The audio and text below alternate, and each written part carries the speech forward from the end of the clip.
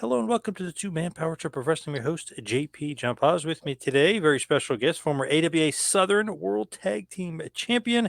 He is, of course, Chick, or the Chickster, or the Golden Boy himself, Mr. Chick Donovan. Chick, welcome to Two-Man Power Trip. How you doing? Well, I appreciate you having me. Thank you very much, and it's quite a pleasure to be here and speak with you.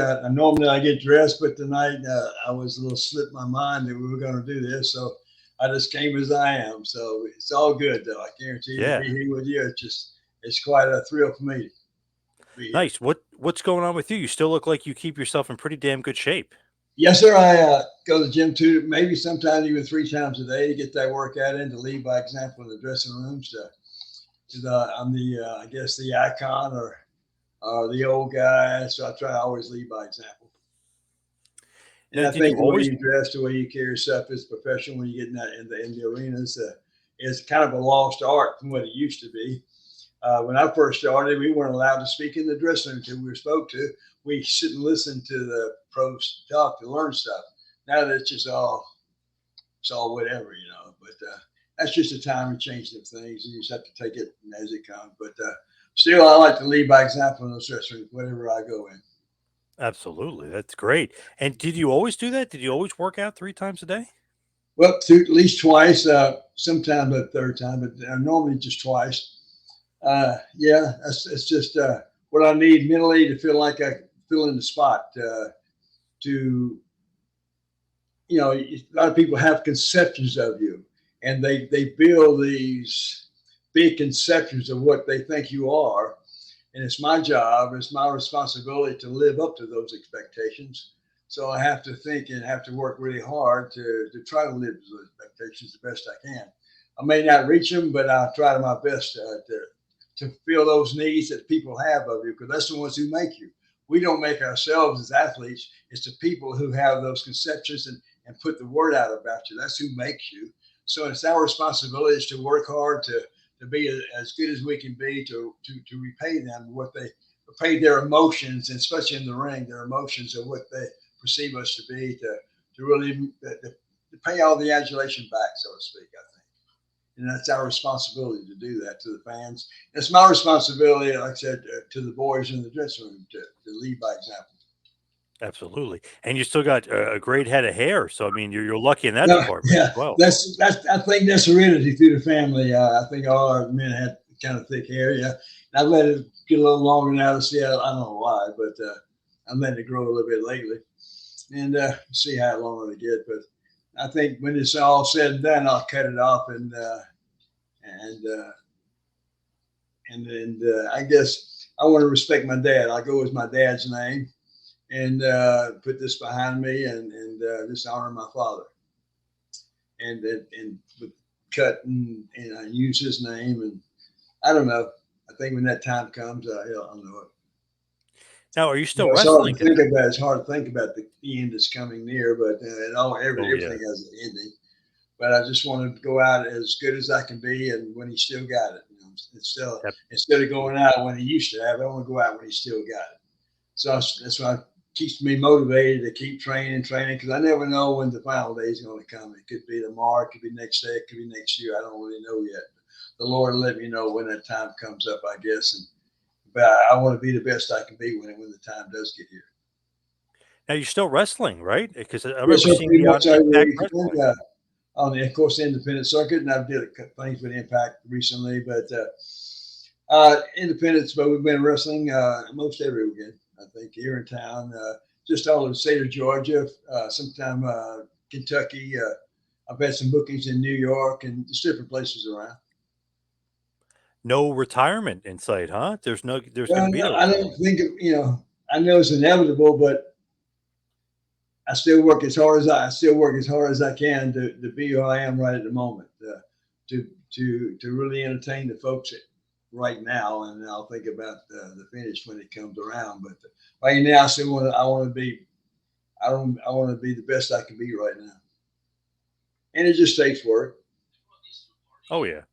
When did Uh, you actually decide to break into the business, and how did you break into the business? Because well, obviously that was a much different time back I then. use that for an example a lot of times about we're teaching the kids to stay on, about their point, where they're going in life, and to be on point.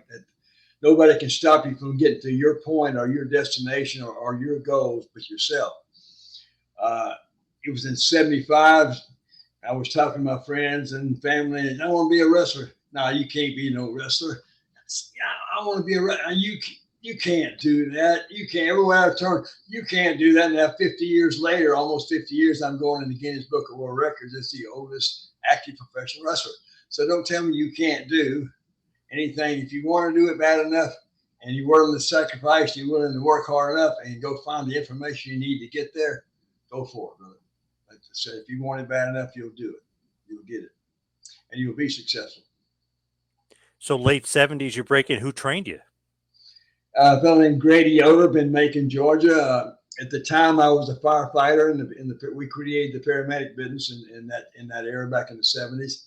And I worked 3 hospital jobs besides the fire department. So I was working 4 full-time jobs, 7 days a week, 24 hours a day. And the total net on those 4 jobs was like $8 an hour, I think it was in those days. The ambulance service paid like $1.90, the EMS stuff, but it's come a long way since then. But I'm proud to have been on the ground floor of creating that program and being able to establish the old Hearst tool we call it, the jaws of life, getting extrication tools. And just that was just an incredible job as a firefighter. It's probably not a better job available if you like teaching people, if you like working with folks, if you like being on stage, you like excitement. It's all there right at the fire department. When that bell rings, it's a whole nother world, brother. You just go to work. It's incredible. The firefighters are put the life on the line every day. You depend on your brothers like we do in wrestling. In wrestling, we put our life on the line every night we go in that ring. You never know. But we honor and respect those whom we're working with the same we did the fire department. So life's basically all the same way, all fundamentally built the same way. We do the thing in the same perspective ways to go from A to B to C to D. But it's just a different entity.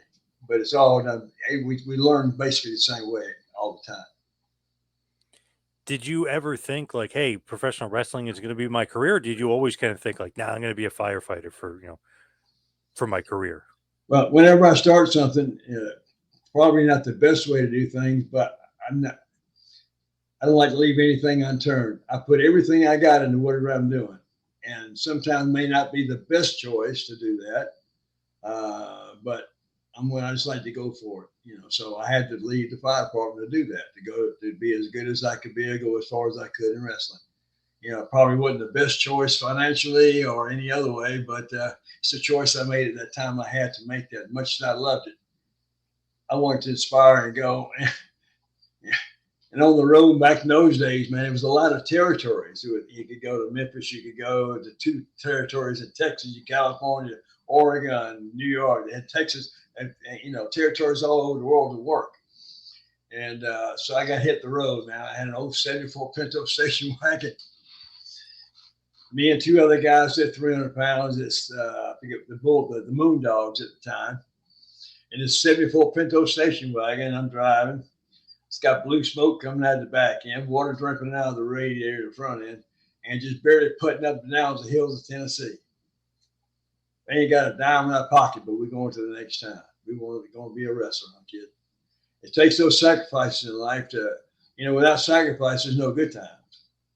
So, it's all those basic things you go through and just have to endure because you have to think it's going to be a better tomorrow.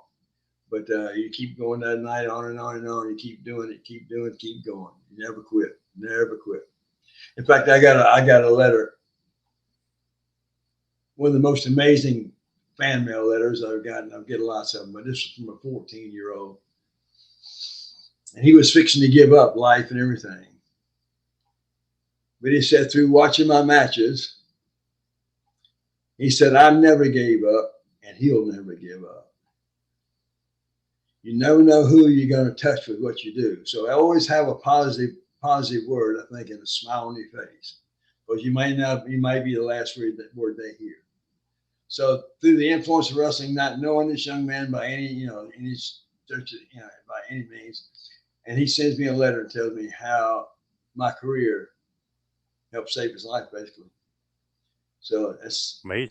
That's that pays back all those being starving on the road, going up and down, you know, all those high miles and miles of put on the road. I mean, that's a good finish to me. Powerful stuff. Yeah, really powerful stuff there. Yeah. Yeah. Were you always a fan? Were you always like wanting to be in the No, business? Or no, no? and brings another little story. But you know, in 1952, we first got our TV at home. We got a 21-inch Zenith. I mean, it had a wooden cabinet with that bad boy. It was 2 TV stations at the time in Augusta, Georgia, where I was raised. And I saw wrestling for the first time in 52. Gorgeous George was on there, and all his flamboyancy, even painted his, you know, his form was all flamboyant colors, and he was really stood out from the crowd. He was one of the first really showman, I think. But to get to the point I'm getting at now, the referee of that match was named Red Shoes Dugan. At the time, he was a police officer. Now, I get in the business now. I went to California. I'm in Los Angeles at the Olympic Auditorium, which is a famous auditorium for all the movies and all the things that ever come through Los Angeles. They go see the Olympic Auditorium, those types of programs.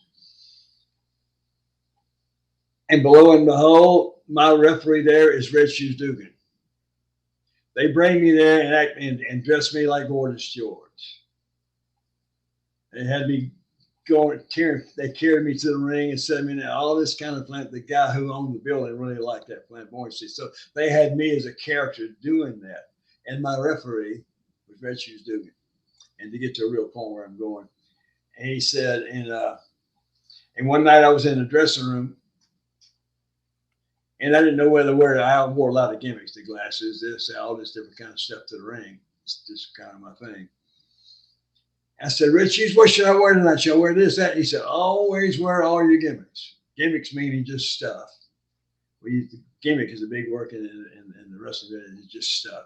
But he said, always wear all your gimmicks because you never know who's watching. So now I'm at TBS in Atlanta some years later, a couple of years later, I guess it was. I had a match with Tommy Rich on the TBS there. So I wore all my gimmicks. I wore all the stuff. And, you know, I have to work with all the stuff. So I had a match that day, and then I moved from there on to Louisiana. And then 2-3 days later in Louisiana, Jerry Jarrett from Memphis called. He saw that match. And to get to finish my story with Red Shoes, he liked all the gimmicks. They really liked gimmicks in Memphis. So from what Red Shoes told me, I listened to him. You listen to those who know. And that got me a job in Memphis. And that was one of my high spots working with the first family in Memphis with Jimmy Hart and Jerry Lawler and that whole bunch. That was a real high spot in my career. But I listened to Red Shoes. And what he told me, you know, it's like kids listen to your father. You might not think they're smart enough yet, but as you get older, you know they'll get smarter. But they do have some experience. So those folks who are trying to help you, just listen to them and heed what they say and kind of follow their instructions. Great advice from Red Shoes there. Great advice. Oh yeah, but you like to leave all those life lessons, and you use those as lessons. And you know, and that's the information you have and experiences you have. And if you don't pass those down to the next generation, the generation of that, I think you lose the effect of what it had on you. You lose that emotion that it gave you. So if you pass that along, it can be really. You may even be more than what you may be bigger than you ever think. So I think those experiences should be passed along through generation to generation. I do that in wrestling as much as possible. In the ring, teach the kids how to have a match without falling down, how to have a first match when it's time to finish, because they don't know any of those things nowadays, because they hadn't taken time to learn what the business is. The business is about people's emotions. They want to do all the stuff, and they don't listen to people's emotions. The people's emotions will lead you around the ring. They'll tell you exactly what to do. The people's emotions, when they're up and down, back and forth in that seat, they'll put you in the same spot if you connect with them. And that's what wrestling is all about. Now let's go do all the stuff. Do you watch a lot of? The old man at home beat up the coffee table with a kitchen chair because the assassin pulled Bob Armstrong's hair one time. They had his emotions through the TV. And all that's a lost art. And I was very fortunate coming along with with probably the last of the greats, Ole and Wrestling 1 and 2, and even just the Assassins, just all those great guys. I mean, I can name one after another. Just Luthez was one who was there in the beginning. Just so much information I learned by working with all those guys that I can pass along now. Wherever Do you watch? I don't know, but sir. Do you watch current wrestling? Like, like you're saying, what's Yeah, going I on today can't with wait. it? The AEW, I watched some of my friends that are working there. They running Aaron is running the place back there, Aaron Anderson and kid from Texas. But it's flying through the side channels. I may watch a little bit of it, but I don't sit and just watch the wrestling show too much anymore. Now I still have some friends there, Orton Jr. and became good friends with through the years with Rocky Johnson. And so Dwayne Johnson, The Rock, knows me more than I know him because he was at the matches when his dad invited me to Hawaii, different places around. He was there at the matches. I never knew him, but he talked about me on one of the TV shows. So I thought that was pretty cool. But when his dad passed away, but his dad was a great man, just a great athlete, and just a great person. I'm sure the acorn don't fall too far from the tree. So I'm sure The Rock, just knowing him through the TV personality and movie personalities, I think he's got to be just like his dad was. Just a great family there in Hawaii. What do you think though is wrong with wrestling as far as like what you're saying now? Like you're saying not really connecting like you guys would. You know what I mean? They're not really connecting. Yeah, they don't really have their people's emotions. They got there's so much to do. Want to do so many stunts and so much stuff. The longevity is not very long. When you fall in 20-foot falls, you're taking bumps on the floor. You do all this crazy stuff over the top, flying around. You're taking all those bumps through the tables, through the chairs. I mean, that's a bump you're taking. I don't know how many bumps you're allowed in your career, but when you take that many, it shortens that career. It's got to. Like I said, I can teach a kid if he knows how to wrestle, you can have a 30-minute match. Flair went every night for an hour. Every night. Almost every night in a territory somewhere in Georgia, wherever he was, especially in Georgia, around all the different territories. He worked an hour match because you know why? He knew how to wrestle. The kids in the dressing room say, let's do this, blah, blah, blah, blah. They be talk an hour over a 5-minute match or whatever. That's an exaggeration, but I said, in 2 or 3 years, you guys won't be doing it. You will never do that again if you don't learn how to wrestle. So once you learn how to wrestle, you never call them out. You go out there and listen to the people and let them guide you. I one time got some help with playing bass. And the guy told me the best information ever. He said, know your neck. The neck means all the C sharps and F sharp, all the chords on the neck chords, but all the different places on the neck, and listen to the music. And I listen to that music. I know what the E sounds like. Boom, there's the E right there. There's another E right there and another E right there. If I know my neck, as soon as I hear it, I'm playing the E. But if I'm searching for the E, the song's over.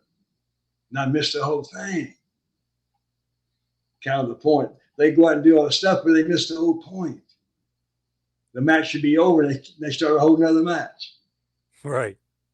So they should have went home at that time. It was over, but they started just lock up again and started a whole nother. And the art of that first matches have been lost to many. I opened the show. Some of the glider guys didn't want to be I forget what they call it, opening the show every night. But I was right there every week, every night opening the show. That's got to be your best wrestling match on the card. Well, we were told to go in and have 5, 6, 7-minute match and be boring for your main event. Boring was just wrestling. You never out of the ring. Take headlock, takedown, one tackle, drop down, boom, boom, reverse hip toss, boom, boom. 5, 6, 7 minutes, go to the house. You got all the wrestling in it. You got almost all the night wrestling in right there. So the main event could be all over the building.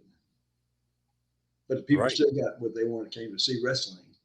Right. So now I always still take that energy, and if I'm in the last night, even the next night, whatever match I'm in, I still try to get that wrestling over in the beginning of all my matches, because then they hadn't seen them all night. They hadn't seen a headlock takeover. Kid got some simple wrestling, maybe some, but not much. So I try to add some of that to to what I'm doing in the beginning, because that's what I'm leaving behind, is that legacy of the old school wrestling for the guys and for, I guess, for the fans as well. Now, what was your first like major territory? Was it Georgia Championship Wrestling? Was that where you kind of made your mark on television?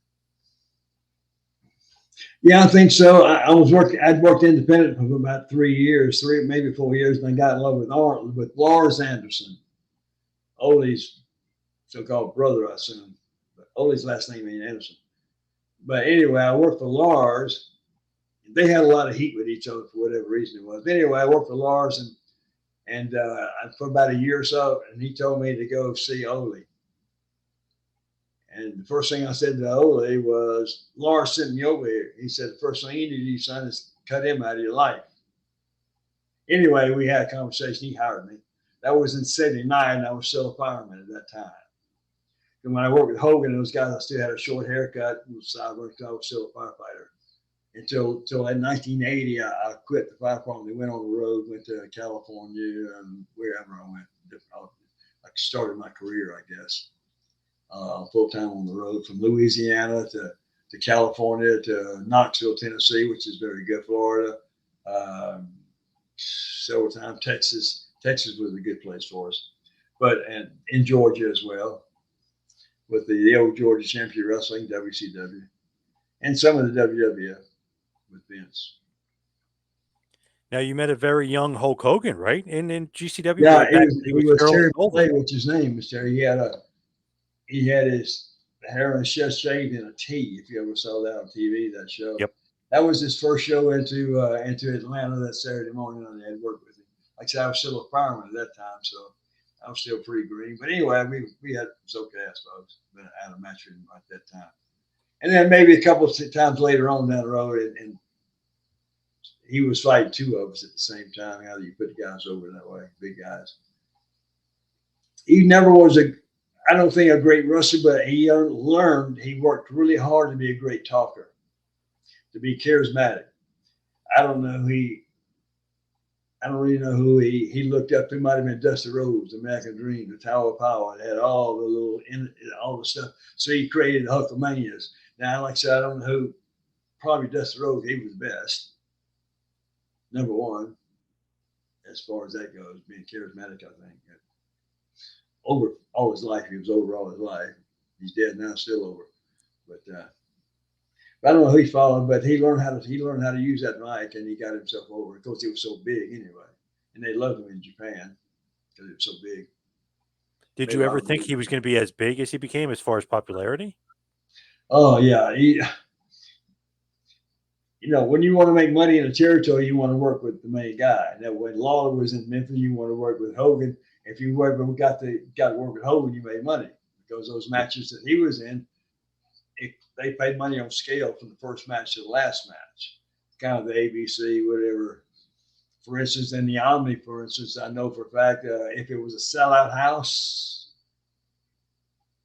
the top match made $1,500, and the bottom match made $150. If it was just an average house, the top match made $750, and the bottom match made $75, and whatever they did in the middle. I don't know. Then later on, when Vince took over the country, and all of that stuff came down, it went to contracts. Everybody started getting contracts. Yep. So how many shows they were going to work that year? It got pretty intricate. And WCW was left with some unguarded, I think, and they went out of business because they were really unguarded financially. They'd have somebody to look over at the business. So whatever. Anyway, they ended up folding. I think the whole thing was just I think Ted Turner wanted to rival with Vince to see who would be the strongest, I think. Because they were both in the same kind of category, I think, with Ted Turner and Vince. But now, what do you think about Ole? What do you think about working for Ole? Now, some promoters will smile at you, say, "We're going to take care of you, boy," and be patting you on the back, but they got a knife in your back at the same time. Ole would say, "All I can do, sorry, son, is working on the first match. You can work every night, but it's only going to be the second match." He'll tell you exactly what he can do for you. If he can't do for you, he can use you, can't use you. But I'm saying he's up front. Ole liked tough guys. Ole really liked tough guys. He was a tough guy himself. They were tough as they come. So one day in the dressing room, we got a chopping contest between he and I. He chopped me and I chopped him back. He chopped me and I chopped him. I don't know how long it went on. I had the skin knocked off his chest. My chest was bleeding, but I wouldn't give it up, brother. He finally quit. And I think I earned my respect from him at that point. Even though I didn't have this position, I still earned his respect. And the position was probably my fault. That's great, though, that you were able to, stick up for yourself and not give up and toughen it out and beat him. Yeah. He finally backed down, but it was. But I wasn't gonna quit. He always had kind of a bad reputation with a bunch of the other guys, just as far as being like a crankpot, almost like maybe a little bitter. Is that kind of right? Like he was a little bit resentful of some of the guys. Anybody ever in charge over a period of time is going to have people that's going to say something negative about them. Vince had a lot of, I don't know, say what people that didn't like him, try to put him down, complained about this, that, and the other. Only sold out houses with his booking. We made all those tours up north, fill up the houses. He was booking. So he was on top for a long time. So I always respected him. We always got along well. Some guys may not. I don't know, on some other levels, you might have some heat with somebody. I don't know. It's easy, I guess, to ruffle somebody's feathers, and when in a political world. And so I don't know who got ruffled and who didn't. I just know he was okay with me. Now, you have worked for some pretty tough promoters like Ole, but you also worked for Bill Watts. You worked for Mid-South. What was it like working for Watts and going to that? Bill Watts liked big guys. He didn't like little guys too much. He called Paul Ellering a little guy. Paul was lifting 600 pounds on a bench press. Yeah, strong as hell. Yeah. Bill Watts was a straight. I guess you call it straight. He was a tough guy. Bill Watts he was a good leader. He led Louisiana, and the football player was doing the booking. Ernie Ladd. Guy. Who was that? Ernie Ladd. Yeah, Ernie Ladd was doing the booking, and whatever he did, he was doing it right. I was just on the bottom tier there. I don't know. I never went to the office to know all what's going in the office, but we were selling every house, selling out everywhere we went. So what he was doing, he was building Junkyard Dog. Junkyard Dog's the one and the Freebirds are right there to back him up. And that's when they had the first music video with Michael jumping over the top rope and changing clothes at the same time, a $5,000 leap. He said. Anyway, they had he brought that into the business because he had people that could do it right, like the Freebirds and whatever. And so he kind of created a whole nother beginning of wrestling, I think, with his companies. It was always good, solid wrestling because all we knew was wrestling. None of that flying around stuff too much, but just wrestling. In fact, it wasn't too much off the top rope. That was almost a disqualification. I took the first superplex, I think it was off with Bill from Scott Earl. He created that big superplex. But from there, things kind of changed a little bit as far as going those moves, somersaults and stuff off the top and whatever you may want to do. I don't know. Did you get along with that? But anyway. Did you get along with Watts? With who? Bill Watts. Well, I never really had much conversation with him. Your name's just on a list, town, you did names on the town. I know if you wasn't there 30 minutes beforehand, when you got your check, it was minus $50 for that town. If you wasn't there an hour and a half before showtime. And that's another thing. We lived by discipline in those days. We lost $50 if we went there on time, an hour and a half before showtime. That if kids come dragging in whenever, It's all about respect for those who's running the show. Be there on time so they know what they show. They get that show put together properly. Yeah, but Bill was, I didn't have anything positive or negative with Bill. I don't think. Now his son, I wrestled his son once or twice. That was not too much fun, but Eric, No. Eric Watts. I don't think he liked me very much. So I was working in a group and somewhere, and he came in and started booking, and before I knew it, I wasn't there anymore. So I don't know. Interesting. He was kind of a stuck on himself kind of kid. But I didn't know him that well. Never went out with him, around with him. But I just know I was gone shortly. I wasn't You booked anymore. mentioned before CWA in Memphis with Lawler and Jarrett, and you mentioned the First Family with Jimmy Hart. How'd you get recruited in there? Was that just basically, Well, like I you said, when Rich Hughes Doobie told me wear all my stuff on the national TV, I did. And Jerry Jett, they like those kind of gimmicks. It's a gimmick territory. Tear off clothes matches, all kind of stuff. They Yep. all are very creative with creating draw power, creating interesting matches, matches that drew money. Uh, I think where I'm going with that now. You asked, what'd you ask me? I'm sorry. about Memphis, getting into Memphis, them Yeah. basically Okay. recruiting you in? Anyway, yeah, I went in Memphis, and I was with Tojo Yamamoto to start with, and it's kind of in the middle. And then they wanted me with the First Family, so here comes Jimmy Harvey came and did a little spot, and I joined the First Family. And it was Wayne Ferris, smartest guy in the business, the best mind in the business for gimmicks. Can't think of his name. Honky Kevin Tonk Man? Sullivan. Oh, Sullivan. Okay. The weirdest and most creative mind is Kevin Sullivan. Danny Davis and Ted Allen, which just passed away, they were the Nightmares. And it was a heck of a group. It was a good group to be with. Of course, Jimmy was running it, and it was good.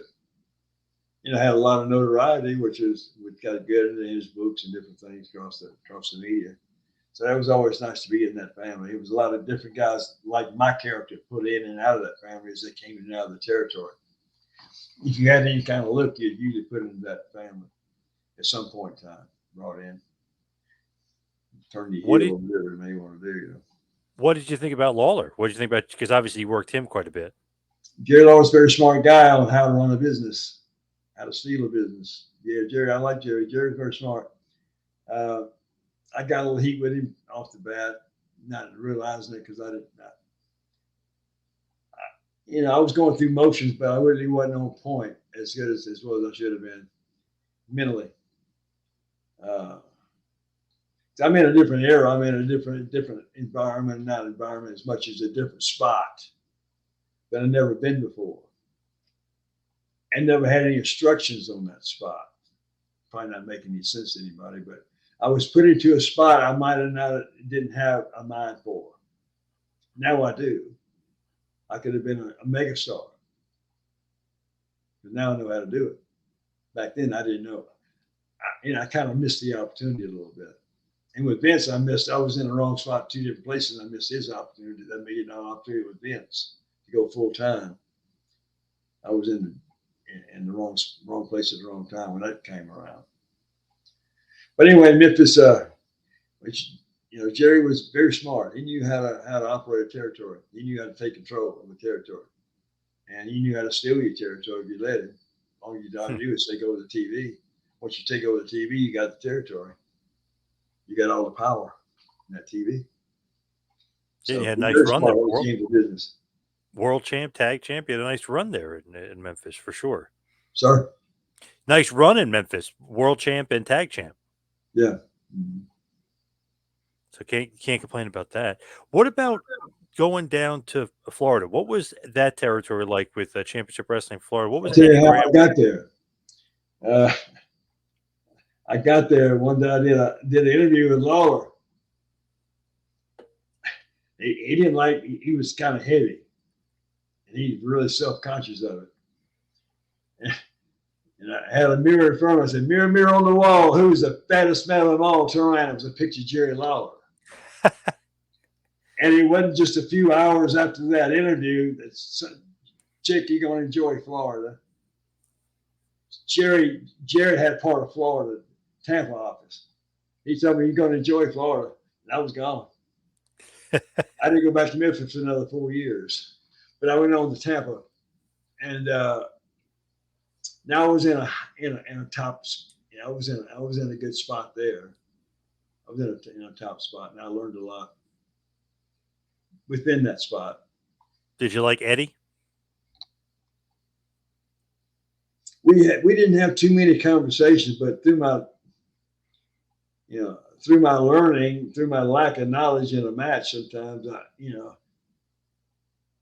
had a TV match one time, and the only thing he ever said to me is, "Chick, we're trying to highlight you." I wasn't assertive enough as I should have to know what my spot was in that territory. So I hadn't really matured to those spots yet, and I was still doing the old kind of what I'd normally been doing. And it's a few things you do, just a few details that you do make you a top worker or a medium worker or a bottom worker. It's just few details that you do differently. And the way you go about doing things differently in the ring, just a little bit, not much.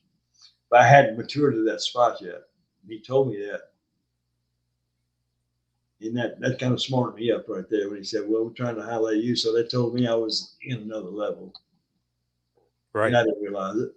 And really, I think that might have been the only time we ever spoke. And we worked at his arena every week. It was back in the woods, and I forget where it was at now, but that's where he shot himself. Had to shoot himself twice.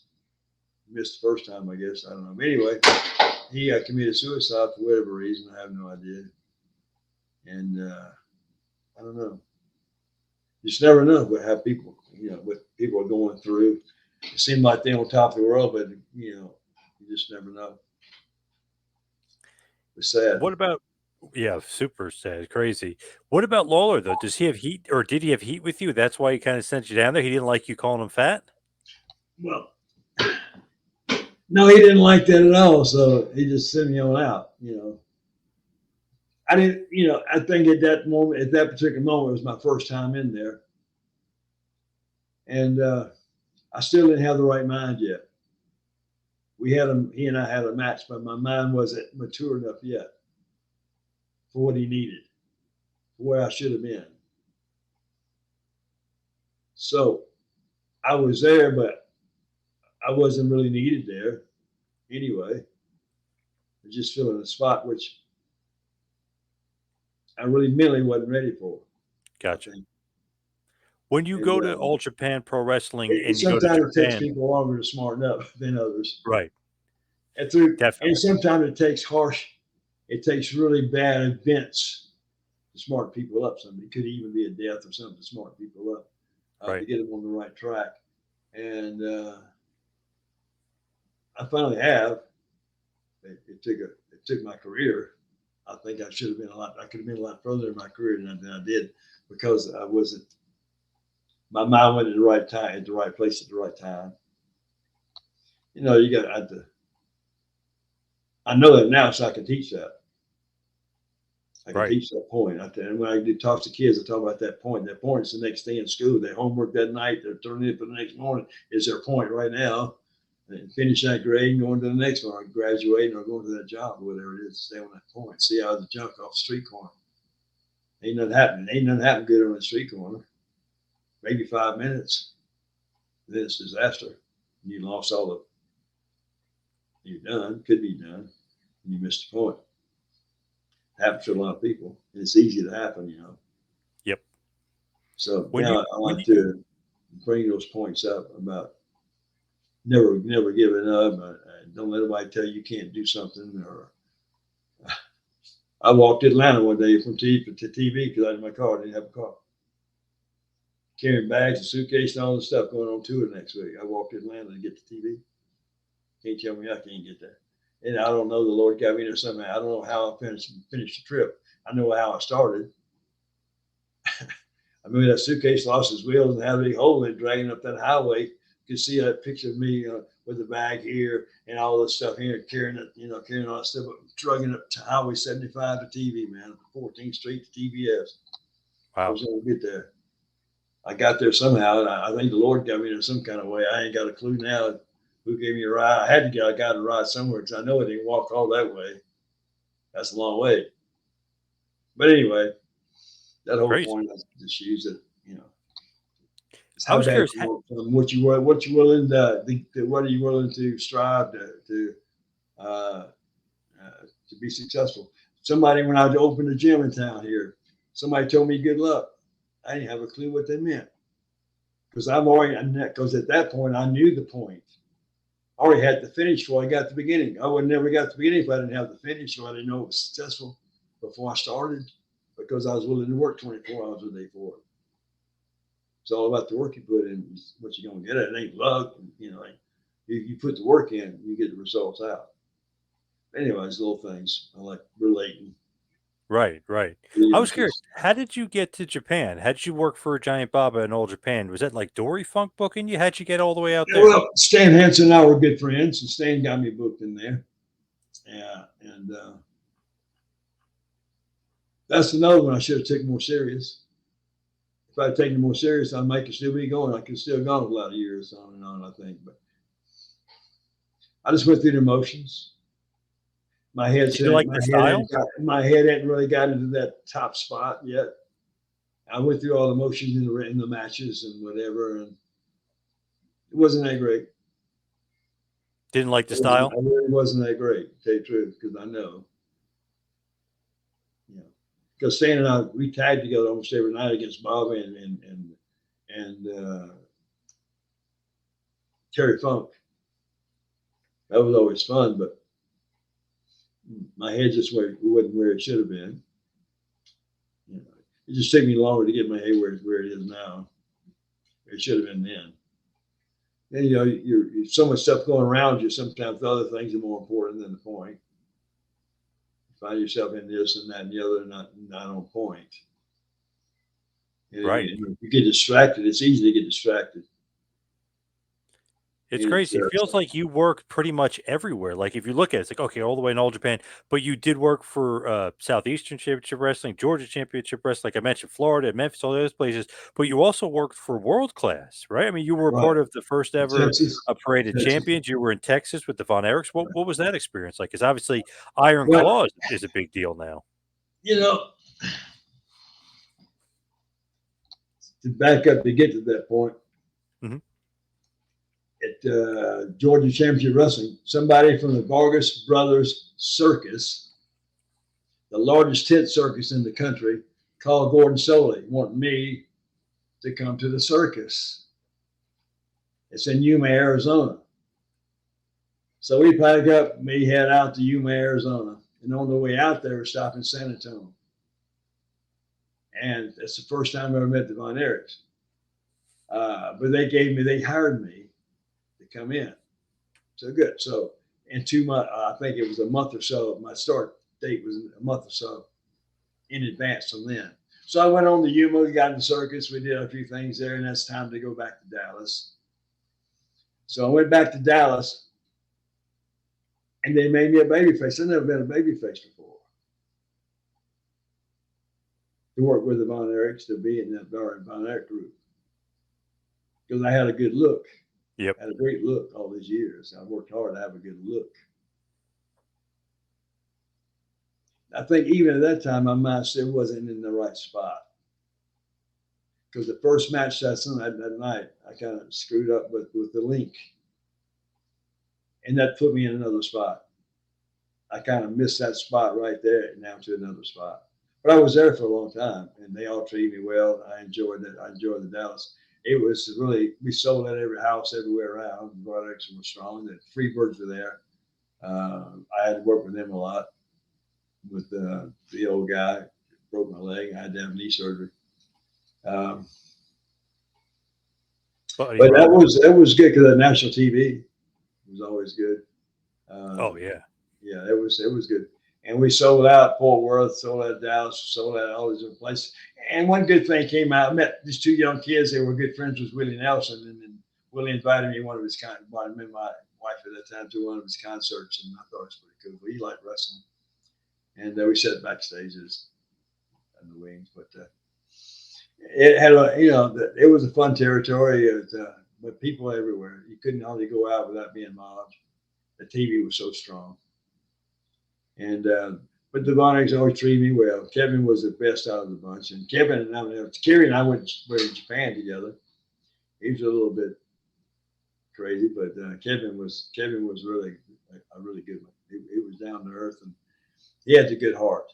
Kevin had the good heart. They helped folks. Definitely. When you look Kerry was just on such a high. He and Mike and whatever, they were just flying high, you know. But Kevin was down to earth. You know, he was good, a good man. I just saw the thing about the Von Erichs and all that tragedy and whatever, and I just thought they should have used Kevin for the producer. Somebody had been there. Yeah, they didn't. That. Yeah. And it's because some of the timeline was a little off. You know, I'm not going down the picture because it takes a lot to make those pictures, but he should have used him as a confidant or to get the movie over. I think everything would probably been a lot better situation. Right. And some of the characters they used didn't look very good for wrestlers. But overall, I guess it was okay. But it was quite a family, quite a tragedy. All of them just committed suicide for one reason or another. And it's kind of just from the youngest one to the pop. Except for Kevin's the only one who didn't. Yeah. Yep. Pretty crazy. What a nutty, crazy story. How do you? Kids had so much, nothing meant really. They had so much, nothing really meant anything. Nothing had any value, particularly because they had so much. Yeah. The money was coming in so. I mean, unbelievable. They sell $10,000 worth of French fries every Friday night at the auditorium. You know, just some big Texas French fry. But they were making so much money in those days. How do you end up working WWF? Because I know you had matches, obviously, with Ricky the Dragon Steamboat, the Ultimate Warrior. How do you end up working for Vince in the WWF? Well, I knew some of the people that were booking. I knew the bookers there, I guess. Wahoo, not Wahoo, but the other Indian, the real Indian. Chief J? Lived in Griffin. Anyway, I can't think of his name. He was a real Indian. Anyway, he knew me, so I guess my name was around anyway. So they called me, booked me, and I worked quite a bit, different a lot of shows, Monday Night Raws, different things with them, and a lot of house shows and a lot of TVs and things. And really enjoyed working with Steamboat. We had good matches there. I knew I was on a certain level there, a certain plane, so I just made. What did you think about Warrior? Sorry. What did you think about Warrior? Warrior, Ultimate Warrior Summit. Yeah. The story on that one is he and I worked out together in Marietta when I was working out of Atlanta. We lived in Marietta.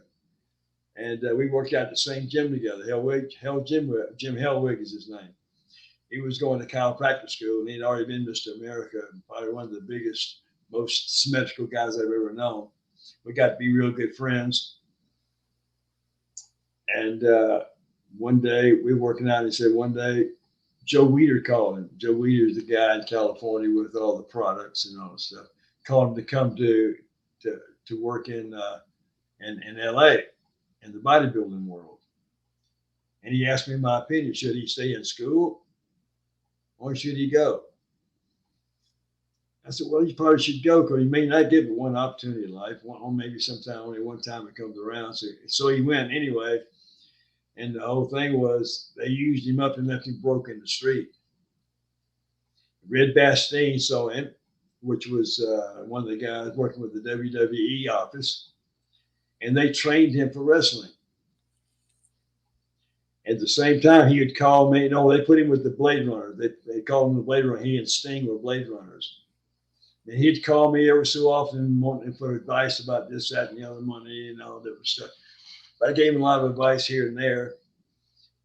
And then I said, the biggest advice I told him to get to Texas. Well, Sting got sick, so they put him by himself.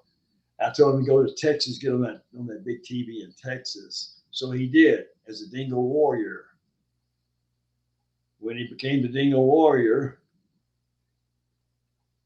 Vince saw him and he took him into New York as the Ultimate Warrior. And he made $1 million on dolls on the gimmicks. He was the first guy to make $1 million on the gimmicks, and he never called me again.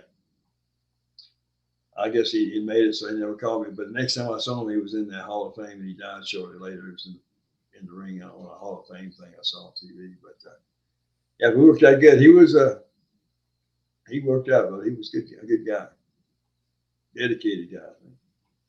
Never a great wrestler because he was so big. He's like a whatever. More of a body guy and it's more charisma and storytelling than wrestling. But he created a character that nobody could copy. Right. Yeah. Wasn't ever a thing where like a contract or for WWF, because I know you would be there a bunch, like back and forth for years, back and forth. Ever any like contract or ever want to stay there for longer? I never got a contract with him. I guess, I still wasn't in the right spot. I had a good look, but still probably wasn't in the right spot, going through motions. And you mentioned Sting too, WCW. You wrestled Sting in WCW. Sting was overstrong. I remember staying in the ring when him come to the ring, music playing.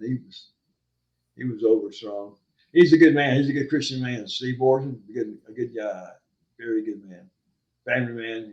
He was good outside the ring, and especially in the ring, but outside the ring, just a greater guy.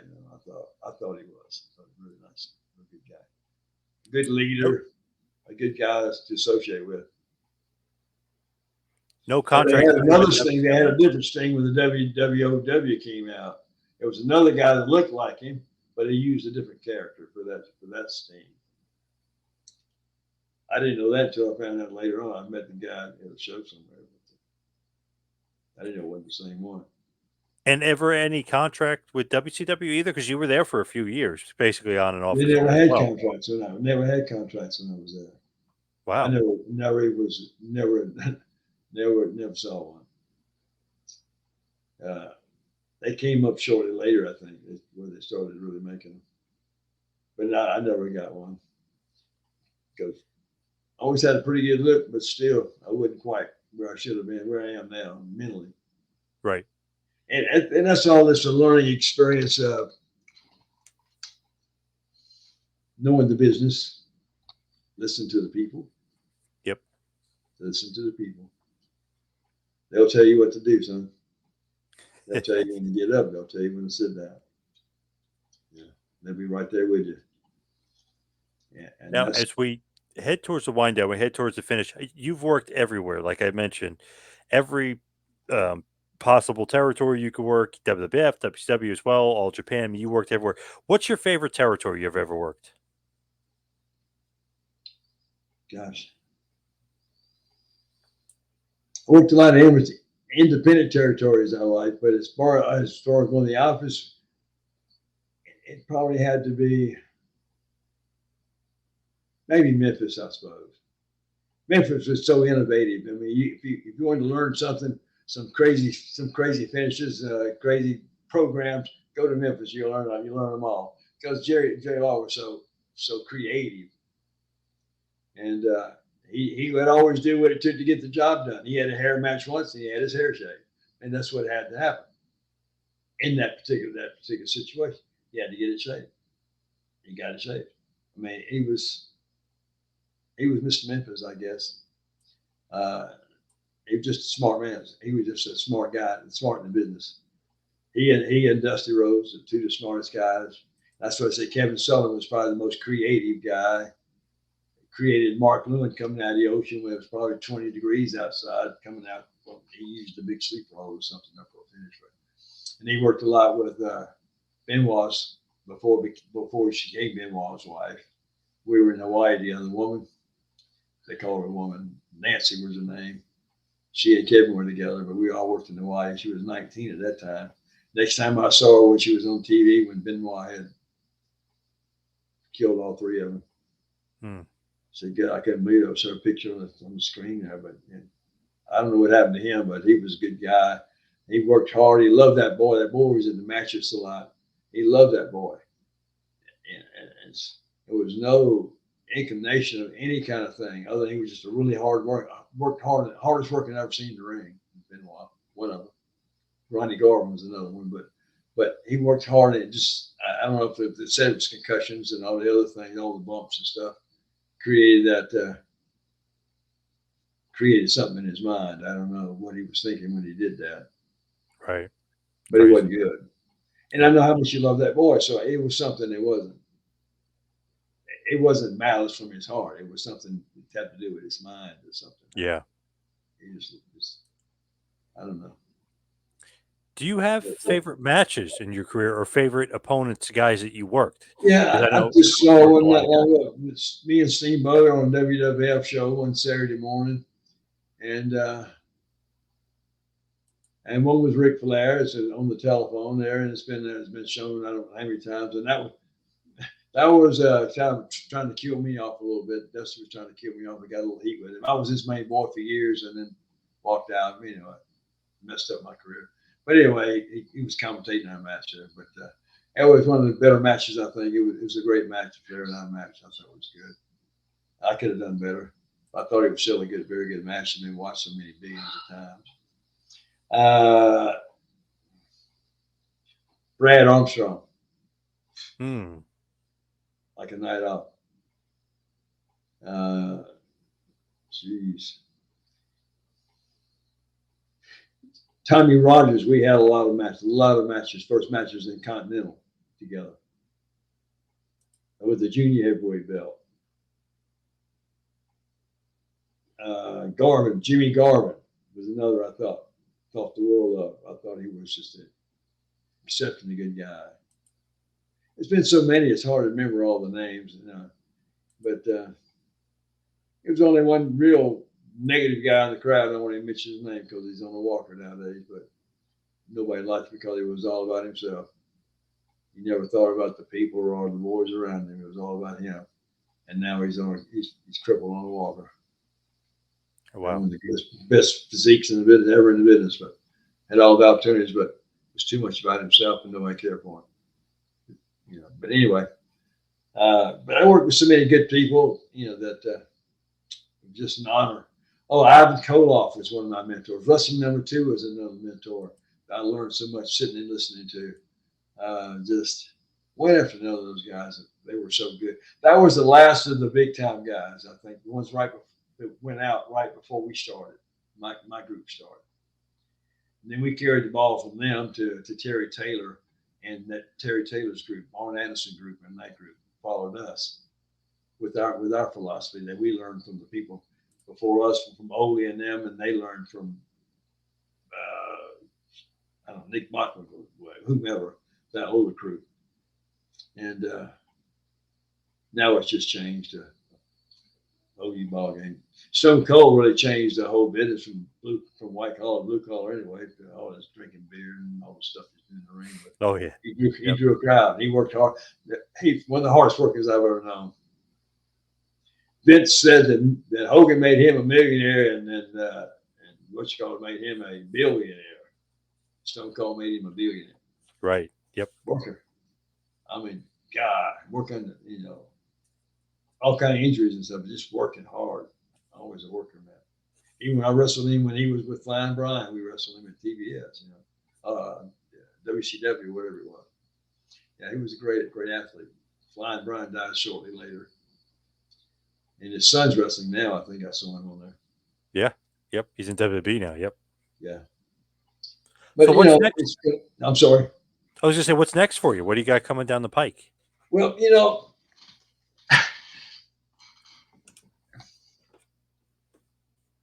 looks like it could be retirement.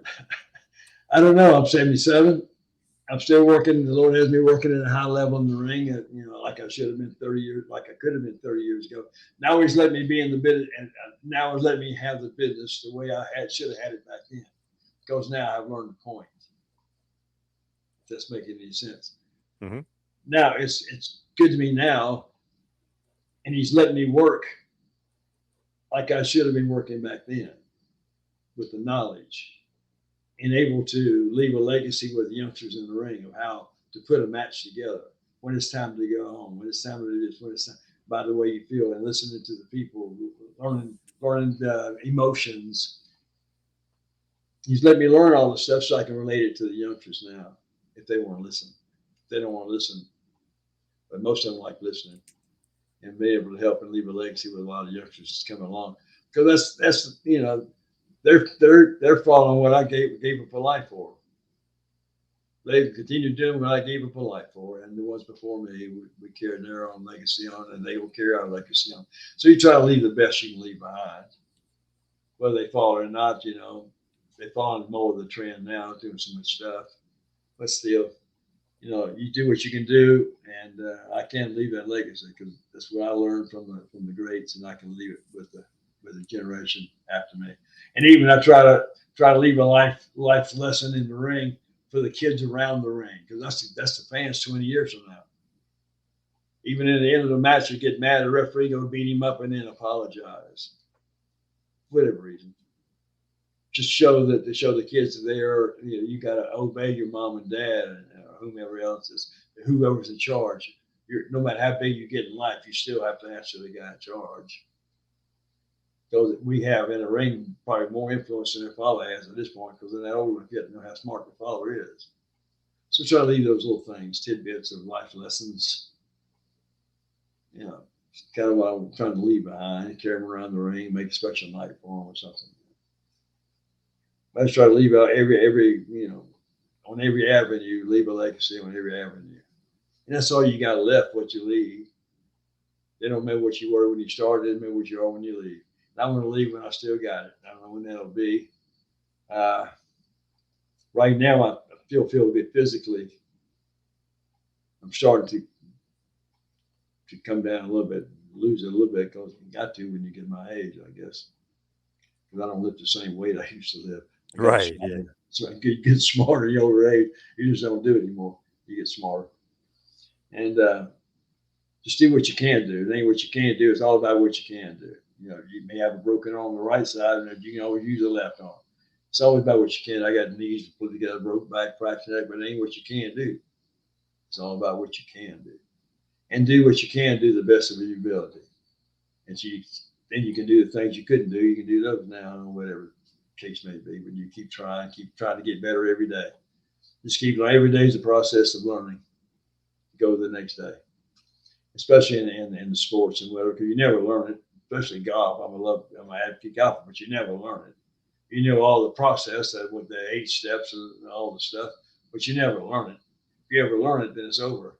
But it ain't never over, because every day's still a challenge, especially in golf. But every night's a challenge when you go in the ring. You never know. I never know what I'm going to do. I just go let it happen. I go listen to people and let it happen. And it works out pretty good.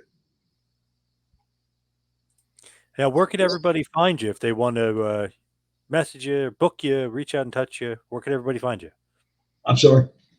Where can everybody find you, like social media wise, or if they want to message? I'm on Facebook, but I'm not really. Sorry, my wife does all this IT stuff. I'm not.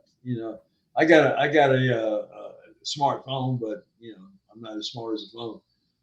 So, but I'm there. I am on Facebook and Messenger and whatever. I'm on the thing. You can leave those messages. Where I got you, I think, from Messenger or somewhere on there, or maybe a message somewhere on the phone I got. So you can always message that phone. My name's Chick Donovan. And if you want to leave a message, usually I can click on those messages and get what they are and respond to them. I get a lot of fan mail, and my address is on the tube. So it's 110 Woods Way, LaGrange, Georgia. My whole name wasn't there for 40 years. Now it's all out there. You even got the net worth and all that stuff they put on there and make a lot of stuff about you. But yeah, I'm available. I do a lot of talk to school, whatever it may be. Try to stay active in what I've learned to do. I think knowledge without sharing it is no good. If you got knowledge, you need to share it for those who want to listen. If you want to listen, boy, you can sit there and talk all night. If they want to listen. And I see a lot of people I train at the gym on personal trainer, but people I've helped years ago, I can see them, and they're still doing the former technique, because I'm a detail person. And when it comes to training, it's all about the detail. Small little detail, where the thumbs are placed, front, back, where the hands are placed, where the resistance, make sure the resistance is in the proper space. I'm all about the details, because if you don't have details, it's just It's not very good without details. If you don't know how to get in a 3-point stance, you'll never keep a touchdown from happening. You know, Right. it's all about the details and how you go about doing stuff. Ain't so much stuff. It's how you go about doing it. You know, the details. In the ring, I still learn now to 48 years. I study every match now to see how my details might have been better. I could have had a better detail than I had right there. You know, I keep trying to learn to get better and better all the time. It's just always a work in progress, and you always have to keep working at it to get better. You never know. You'd never think you learned it. What you think you learned it, you back it up, especially in wrestling. Well, I know how to do it now. You see, you ain't got a clue, brother. If you said that, you ain't got a clue, because you never know it all. Because the people are always different. You get different vibrations. You getting different messages when you walk out there sometimes. And that's what you work on. You work on that emotion they have. And then they'll follow you anywhere you go. It's all about the people anyway. You got to satisfy their needs. If they didn't have a need, they wouldn't spend the 10 or 12 bucks to get in the front door to come see you. If they didn't have a need of some sort. And if you don't fulfill that need, you hadn't done your job. But if you listen to them, they'll tell you what their need is, and you can follow that need. But if you just go to your stuff, it was, I was okay match tonight. It was okay show tonight, but they still go home empty because nobody feel their need. I can feel their need, boy. They go home with the same feel I got. They'll have me within them, or me is just maybe as a preposition or a pronoun, but anybody who uses that emotion, they'll go home with those emotions. Wow, I can't wait to get back the next time. Or they go home, wow, that sure would take a long time. I should have sat there for a long time. You didn't have their emotions. People deserve to have their emotions because they need to get what they paid for. They came to get entertained. You gotta leave with you inside of them. Yep. With you inside of them, they'll come follow you wherever you go. It makes them more money. Yeah, absolutely. And you do it with humility. You do it with humility. Sure, don't do it with arrogancy. That don't go nowhere. You have to do it with humility because it's all about them to start with. They make us. They make who you are. They make us. The guys in the gym made me who I was in the very beginning when I got in the gym business years and years ago, 40 years ago. They made me who I was. The gym made me who I am. And they helped guide and direct me to be who I am now. And we still have 7 or 8 of them back 40 years ago that have been in my gym that I still have a relationship with. You know, I still think the world of them, still respect them, they respected me, and it was all good. You know, we worked off each other's. You have to lead by example wherever you go, especially in the gym. You're an example of somebody else. You have to. Once you've done something well, then you got to teach somebody else. They got to watch you so they can get to there. Then they teach somebody else, and it's the mushroom effect, I guess, that's what you say, or just the other way. But I think it's just how you carry yourself. I always carry myself, lead by example, and carry myself as a pro. Especially when I get in that when I drive in that parking lot. I'm a superstar. I walk in that dressing room dressed, sitting and dressed. Superstar. Right. And that's what the people came to see. When I get in my car and leave that parking lot, I'm a jabroni. But when I get there, I try to feed what the people need. Try to feed their expectations. Their expectations are so much more than you really are. But you try to feed them the best you can. Feed that emotion they have for you. And they'll always come back. But if you don't feed it, they get hungry. They go somewhere else. So you just have to listen to that emotion. And say, in golf, if you got to know your game, you got to know what your golf clubs to do. You got to know how far that 7-iron to go, and how far can I hit the 7-iron. You got to know how far you can do it, how far it will do. You got to understand what that club will do, and do what the golf course gives you. If you don't know what the golf course gives you, you'll eat your lunch if you ever play golf. I teach the kids when I teach golf. You're in a group of guys, like in wrestling, it's really bad when they rib you. They do some really horrible ribs in wrestling. But you don't get mad, you just smile and you get even. Right. Teach the kids. I don't use the word bad shot. I use new adventure. You get a new adventure. You don't get mad. Learn how to go out there and hit that shot till you get up and down, and learn how to get back at the golf course, how to get even. And once you start get to that point of work, and hitting shots, learn how to get out of trouble to get back at the golf course. Yeah, golf course. I made my par. I got you, boy. I just got you back. And All right. I probably got 18, 19, 20 different certifications, everything from mental health to whatever. But I got no degrees in college. So I got no finishes. I left the fire department and got no finish, and really don't have a finish in anything. So when I got a 2-inch putt or an inch putt, it don't matter. I knock it in the hole. Now I got a finish. I don't care if it took me 30 strokes. I got a finish. I'm going to the next. I'm going to the next world, man. I'm going to the next hole, a whole nother world. A whole new beginning is ahead of me. But I got to finish. You've got to finish. You know, I'm not an Alabama fan, but Alabama coach fan I am. It's all about that finish. Got to finish. It's all about the finish, man. Absolutely.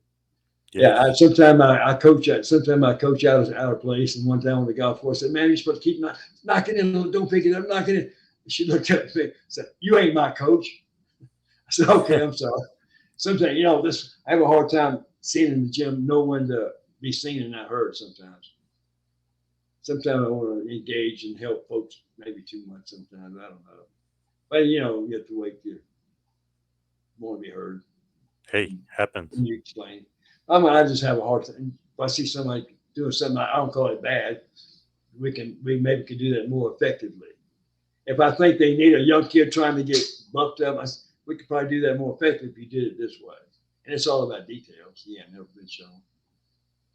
So I just love being able to have that information and be able to relate that information, whatever it may be. It's from golf to wrestling to doing a shock treatment. Did shock treatments in the mental hospital. Okay.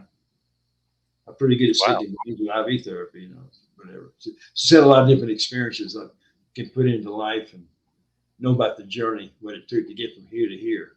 And we don't ever forget that journey, especially in a marriage. Don't ever forget that journey, what it took you 20 years to build. You go throw it away in just a stupid moment.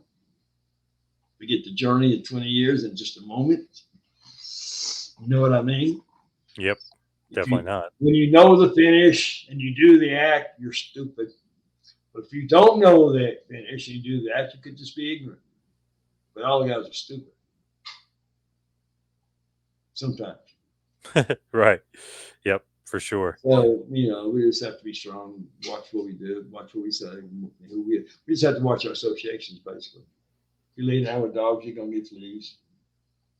So I try to teach kids, stay off that straight corner, stay on point at school, stay around the good folks. Stay around your coaches if you play sports. You can tell every kid's ever played sport. He says yes or no, sir, when you ask him something. He's got discipline. And that's all we need is discipline in life. If we didn't have lines on the parking lot, we wouldn't have discipline on how to park. We'd be parked all kind of crazy ways. It's all that structure, discipline that we have to have in life, I think. And so in sports, whatever it is that discipline. And sometimes, if I wasn't ready for it for a while until later. I missed my good spots, but now I know that I can probably help folks with those spots I missed. And every little thing is a big thing to me. Every little thing that's accomplishment is really big because,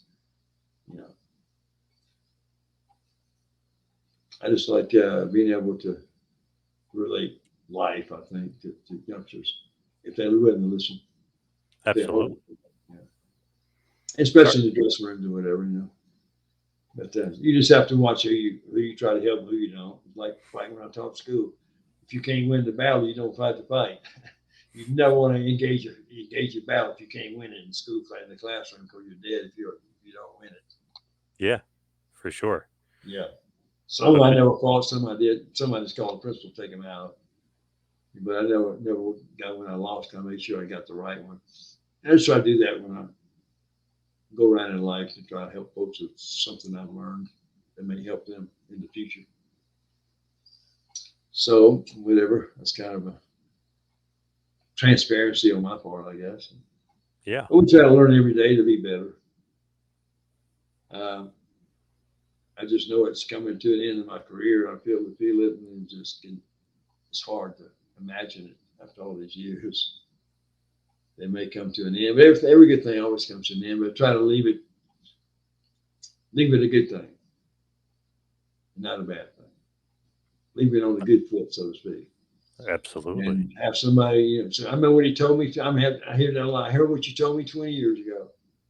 I love hearing that. And they helped me so much. Because I was told the same thing I just told them. They told me that first. I didn't know it from scratch. I learned a lot of stuff, but people told me to begin with what to do. Once you finally get in your head, you're going to do what they told you, and you do it, then you get smartened up. Now you can pass that to somebody else, so they don't have to back up 10 yards and punt. They may keep them from falling in the cracks. They may make their million because of something you told them to keep them on that point. So I think it's always good to express your knowledge. Work without knowledge is just no good. It goes nowhere. So thank you so much. I guess trying to help folks. Every job I ever had, from paramedic work to selling down the ring a car, is all about helping folks. That's what the Lord's always had me in a helping business. And that's what we do in wrestling. We help folks feel better about themselves when they leave the arena. If they're ill, they want to make them feel one way or the other. Generally, when they leave, you want them mad when they leave, so they come back and see you get beat up on the next time. But you still entertain them while you're there, make you feel better while you're there. And that's what our job is. Knowledge, like your knowledge. You got that headset on. That knowledge. I haven't been where you're at. You got knowledge of it. Now you're sharing it, so to speak. You're sharing my knowledge. You're learning my knowledge. Yeah. Oh yeah. And all got stories to tell, I guess. Some I'd never tell. But the experiences have been invalid, if that's the word. Invaluable. Invaluable, yeah. Very valuable. And I really enjoy being able to sit here and talk with you or whomever it may be. And I think I've done so much of this lately that the Lord now is rewarding me, I think. In the very beginning, but when I was in grammar school, I wanted to be on the football team, so I wore shoulder pads and a helmet at school every day. So they put me on the team in the second grade. They put me on the team. But anyway, I was always picked on. I was a little small runt, picked on, and last to actually be put on the team or whatever. Always left out or really felt bad. And I think wrestling gave me a way to overcome that. I get to a point where I'm going with this, to where you get so much adulation that you can, that it's embarrassing sometimes. You have to learn to say thank you and shut up. Thank you, that's enough. It can be so much. Now, all we've done this, so many podcasts and live shows, and I did so many at the gym. I've done so many of these things lately, which is rejuvenating my career at this point. Make this make sense. The Lord has given me now what I so needed back then. He's brought me from there, that little kid that was always beat up and whatever, to now, in all this adulation. And that's what I always missed back in those times. I missed that in the beginning. Now it's so grand. I feel like it may be over. The wrestling may be over because all this adulation is enough to go out on. Not just the matches I see reviewed on YouTube or something, but these things go a lot of places. A lot of people watch these. And some matches I had recently went all over the world. So I think now it's coming to an end, but it's a good end. It's an end where I needed so badly as a kid to feel normal, not normal, but to feel like I had worth. We all want to feel like we have worth, some kind of worth. That's just not human nature to We want to feel like we have worth. If we don't feel like we got worth, that leads to suicide and a lot of other stuff. A lot of bad stuff happens. Medications and all those other kind of junk. But we all got to have worth. We all got to keep hope. We all got to have hope it's going to be better tomorrow. If we make it better, it will be. If we help it to get better. But we always got to have hope. Hope is a universal word of everybody's life. Without hope in the ring, you can sell what's been done to you, or you can die. If you don't give them people at ringside hope that you're going to make a comeback, you die, they die with you, and it's all over. Might as well cover you 1, 2, 3. It's done. But if I roll over there and grab that bottom rope, I grab the next rope, I grab the next one. Now I'm on my knees. Now I'm getting up on my knees. I'm still on my knees. Now I'm grabbing the rope. I'm saying, I got people coming up. I'm coming up. They're coming up with me. Gonna have their emotions. Now they're coming up with me. Wow, it's another new day fixing to happen. Big light. If the heel is smart enough, he'll come and knock me back down again and bring the people back down. Now, and he'd be walking around and they'd be, oh man, you can feel it. You can feel the heat bumping out of people's heads. And I grab that thing again. I grab it, and then I'm finally coming up. He takes a big run across that ring. He goes to dive on me, and I move out of the way. That's where the explosion hits right there. Boom, boom, boom, boom, boom. It's all over me. Just finished the match. Got to go to the house.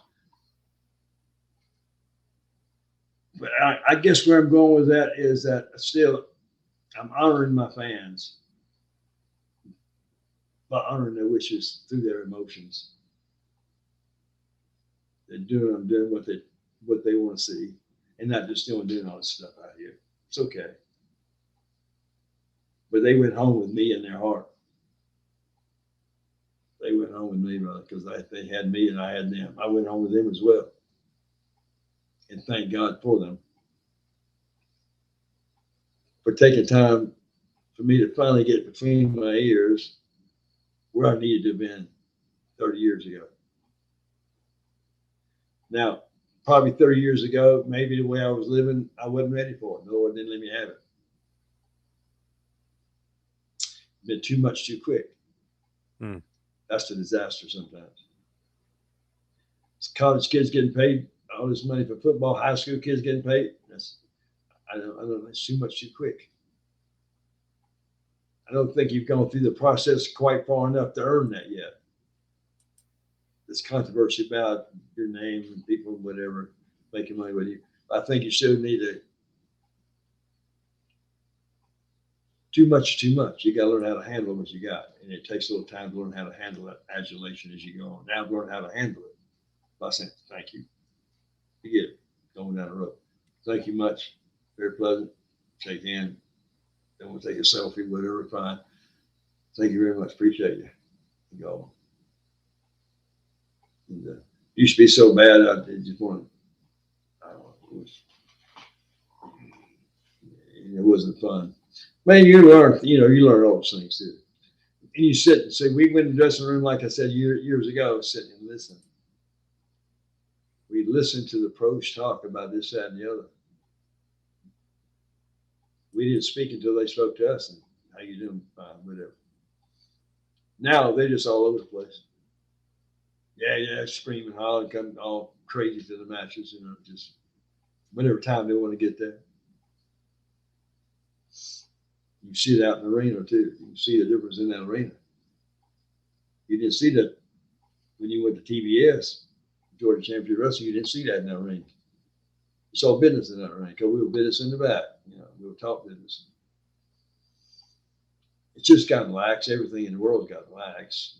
TV's got all the F word every time you turn around. Back, I played music years back in high school, whatever. I still play at church, play bass at church. But anyway, the song, what is the name? I can't think of that, but it's got a bad word in it. They took it off the air in '64 when it first came out. Louie. The background, somebody yells the F bomb. They took it off the air. Nowadays, it's every other word you watch these shows. You know, it's the same wrestling. Everything has gotten lax. Going somewhere. I'm afraid where it's going, but that's a whole another story. And another time and another podcast. Yep, absolutely. Oh no, that's For one that sure. could last you a long time right there. You can stay talking about that one for a while, you know. Oh yeah. Spectatory, self-spectatory, and belief in what you believe to be true. Yep, for sure. What you believe to be true, and nobody can change that on me. I wouldn't. I was raised that way, brother. My dad lived Jesus Christ 24 hours a day. He sang "Jesus Loves Me" every time he was shaving. He lived for the family that way. We had Bible structure before we get to a point. We had Bible before we ate, and Bible before we went to bed, and he died on Christmas Day. A glorious day. He got the gift of eternal life on Christmas Day. Sad, but glorious. He lived it, and he got the gift on Christmas Day, brother. That's the finish. All right, Mr. Diamond, thank you so much for all the time. Appreciate it. Thank you so much. You're quite welcome. I'm sorry I wasn't dressed. I usually like to be like, whatever, but no problem. That ain't the real point. See, if that was my point, I'd be missing it. The point is what we leave behind to what we've talked about. The things we can leave behind. With somebody who needs something, you said something was said somebody needs just you don't know who it is, but something might have been said somebody needs because the Lord put something in there and somebody needs to hear. Some kind of one way or another, I don't know how. So it's all great. All right. Thank you so much. Appreciate the time. Man, I'd love to do it again sometime. Thank you very much.